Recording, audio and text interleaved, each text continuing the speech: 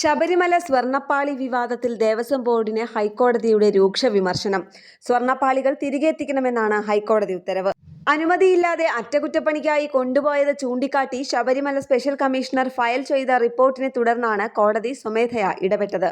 ശബരിമല ശ്രീകോവിലിന് മുന്നിലെ ദ്വാരപാലക ശില്പങ്ങളിലെ സ്വർണ്ണപ്പാളികൾ ഇളക്കിമാറ്റി അറ്റകുറ്റപ്പണിക്ക് ചെന്നൈയിലേക്ക് കൊണ്ടുപോയ സംഭവത്തിൽ വീഴ്ചയില്ല എന്നാണ് Devaswom board president PS Prashanth മാധ്യമങ്ങളോട് പറഞ്ഞത്.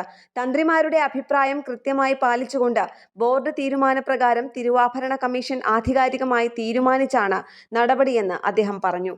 സ്വർണ്ണപ്പാളികൾ ഉടൻ തിരിച്ചു കൊണ്ടുവരാൻ പറ്റാത്ത സാഹചര്യം ചൂണ്ടിക്കാണിച്ച് ദേവസ്വം ബെഞ്ചിൽ പെറ്റീഷൻ ഫയൽ ചെയ്യാൻ ഒരുങ്ങുകയാണ് Devaswom board. News desk Kerala പ്രണാമം.